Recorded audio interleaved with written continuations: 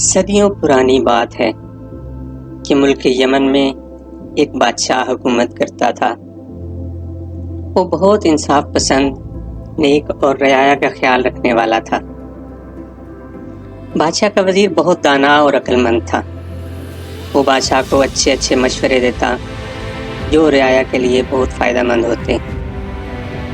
وزیر بہت ضعیف ہو چکا تھا۔ وہ بادشاہ کے والد کا بھی وزیر رہا تھا۔ اس نے ایک دن بادشاہ سلامت سے کہا کہ اب میری صحت اجازت نہیں دیتی، آپ کوئی نوجوان ذہین وزیر رکھ لیں۔ مگر بادشاہ اس کے لیے بالکل تیار نہ تھا۔ بادشاہ نے کہا، وزیر محترم، آپ کی موجودگی میں کسی وزیر اعظم کا سوچا بھی نہیں جا سکتا۔ آپ جیسا عقل مند اور ذہین وزیر کبھی نہیں ملے گا۔ بادشاہ سلامت، میں اپنی زندگی میں ایک اچھا ذہین وزیر دے کر جانا چاہتا ہوں۔ آپ رعایا میں اعلان کر دیں، میں ان کا امتحان لوں گا اور کامیاب ہونے والے کو وزیر رکھ لیں۔ بس بادشاہ نے اعلان کروا دیا کہ بادشاہ کو ایک نوجوان ذہین وزیر کی ضرورت ہے۔ ملک بھر سے درجنوں افراد دربار پہنچ گئے۔ وزیر نے ہر شخص کو 3 دینار دیتے ہوئے کہا، وہ سوالوں کے جواب چاہیے، اگر جواب مل جائیں تو دربار میں آ جائیں، ورنہ آنے کی زحمت نہ کریں۔ انسانی زندگی میں خون کا اثر زیادہ ہوتا ہے یا صحبت کا؟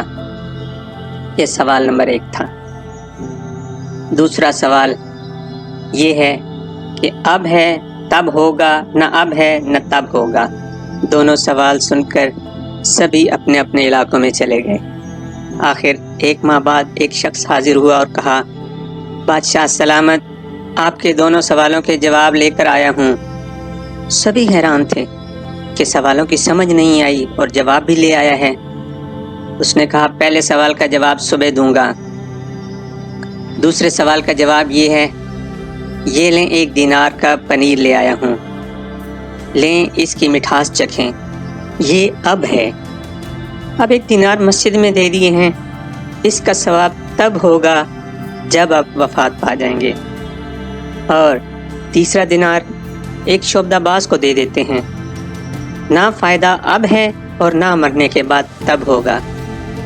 بادشاہ نے وزیر کی طرف دیکھا، اس نے سر ہلا دیا، گویا کہ کہہ رہا ہو کہ ہاں ٹھیک جواب ہے۔ اگلے دن ابھی بادشاہ سو رہا تھا، اچانک آواز آئی، چلو بھی اٹھو اور نماز کا وقت ہو گیا ہے۔ بادشاہ حیران رہ گیا کہ یہ طوطا کہاں سے آیا ہے اور نماز پڑھنے کا کہہ رہا ہے۔ یوں 10-12 دن طوطا بادشاہ کو بیدار کرتا رہا۔ بادشاہ کو اچھا لگنے لگا۔ ایک دن اچانک آواز آئی، اٹھو ہڈ حرامو، طبلہ بجاؤ، سارنگی بجاؤ، چلو اٹھو، طبلہ بجاؤ، سارنگی بجاؤ۔ بادشاہ کو بہت غصہ آیا کہ طوطے نے یہ کیا حرکت کی ہے۔ اس نے تالی بجائی اور خادم حاضر ہوا۔ اس نے حکم دیا، اس نامراد کو پکڑو، جب دربار لگے تو اسے میرے سامنے پیش کرنا کہ کس کی اتنی جرت۔ خادم طوطا لے کر چلا گیا۔ جب دربار لگا، بادشاہ نے حکم دیا، طوطے کو یہ الفاظ کس نے سکھائے؟ پہلے نماز کا کہتا تھا، اب طبلہ سارنگی کا کہہ رہا ہے۔ وہی نوجوان اٹھا، اس نے سر جھکاتے ہوئے کہا، بادشاہ سلامت، یہ آپ کے پہلے سوال کا جواب ہے۔ یہ 1 نہیں 2 طوطے ہیں۔ ایک طوطا ایک حافظ صاحب کے پاس رکھوایا تھا، وہ نماز کا کہے گا، اور دوسرا طوطا گانا بجانے والوں کے ہاں رکھا تھا۔ یہ صحبت کا اثر ہے، پہلے نماز کا اور دوسرا طبلہ سارنگی کا کہے گا، حالانکہ دونوں کا خون ایک ہے اور صحبت الگ الگ۔ بادشاہ بڑا خوش ہوا۔ وزیر نے کہا، بادشاہ سلامت، اسے وزیر رکھ لیں، یہ عقل مند اور ذہین ہے۔ چند ماہ بعد وزیر کا انتقال ہو گیا۔ کچھ عرصہ بعد پڑوسی ملک کے بادشاہ نے اس ملک پہ حملہ کر دیا۔ وزیر نے کہا، بادشاہ سلامت، آپ خود جائیں یا کسی تجربے کار سپہ سالار کو بھیجیں۔ مگر بادشاہ نے نوجوان شہزادے کو بھیج دیا۔ بادشاہ خود شکار کو روانہ ہو گیا۔ شہزادہ بھی خیمے میں آرام کرتا رہا اور فوجیوں کو بھیج دیا۔ فوج بے دلی سے لڑی اور شکست کھا کر بھاگ گئی۔ یہ خبر سن کر بادشاہ کو بہت صدمہ ہوا۔ بادشاہ نے وزیر کو حکم دیا کی شکست کے اسباب معلوم کر لے۔ ایک دن بادشاہ، شہزادے اور فوجیوں نے سنا کہ وزیر نے اعلان کروایا ہے کہ اس شخص کا انتقال ہو گیا جو جنگ میں شکست کا باعث بنا تھا۔ بادشاہ، شہزادے اور درباری اسے دیکھنے کے لیے چھاؤنی پہنچ گئے۔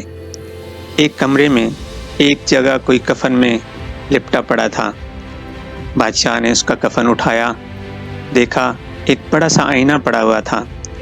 اس کو اٹھا کر دیکھا، اس کو آئینے میں صرف اپنا چہرہ نظر آیا، ساتھ ایک رکا پڑا ہوا تھا جس پر بادشاہ نے وزیر سے پوچھا، ہم ملک کے بادشاہ ہیں، یہ عوام ہماری رعایا ہے، ہم اس کے کیسے دشمن ہو گئے؟